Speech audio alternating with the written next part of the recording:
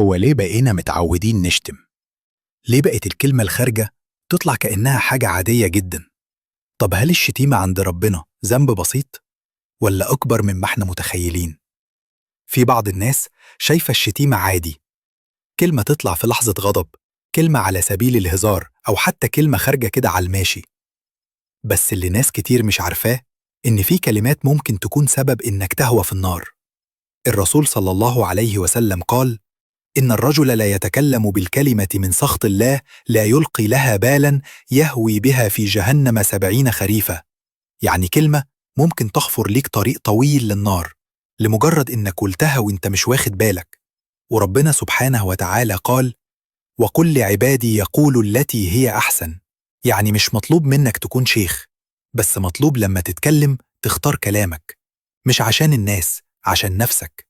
والرسول صلى الله عليه وسلم قال: ما من شيء أثقل في ميزان المؤمن يوم القيامة من حسن الخلق، وإن الله يبغض الفاحش البذيء. أنت متخيل إن ربنا سبحانه وتعالى يكره بشدة الشخص ده؟ دي حاجة كبيرة قوي. فأنت محتاج تراجع إيمانك، لأنك ناسي إن ربنا سميع، وإن الكلام ده بيتكتب، وإنك هتسأل عنه. فلازم يكون عندك حياء من ربنا.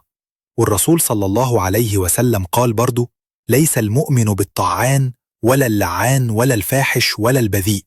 يعني المؤمن الحقيقي لا يتصف بصفات الذم، ولا يكثر من لعن الناس، ولا يتفوه بالفحش والبذاءة في كلامه. ممكن كتير مش واخد باله إن الشتيمة اللي ممكن يقولها دي من أكبر الكبائر أصلا. الرسول صلى الله عليه وسلم قال: إن من أكبر الكبائر أن يلعن الرجل والديه. قيل: يا رسول الله، وكيف يلعن الرجل والديه؟ قال: يسب الرجل أبا الرجل فيسب أباه، ويسب أمه فيسب أمه. يعني لما أنت تشتم حد بأبوه وأمه، فيرد عليك ويشتم أبوك أنت وأمك أنت، فتبقى أنت بنفسك جبت الشتيمة لأبوك وأمك، وكأنك أنت شتمتهم بنفسك. فإزاي تقبل كده على أهلك حتى لو هزار؟ والأوحش بقى قذف المحصنات. ومعنى قذف المحصنات زي واحد يتهم أم التاني بالزنا، ويمكن دي الأشهر بين كتير من الشباب.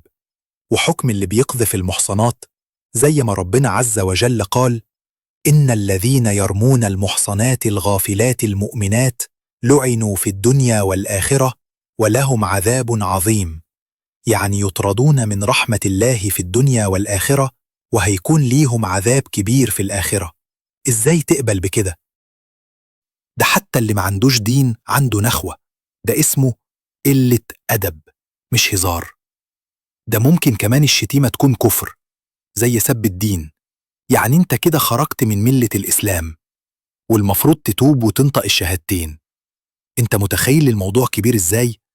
فراجع نفسك.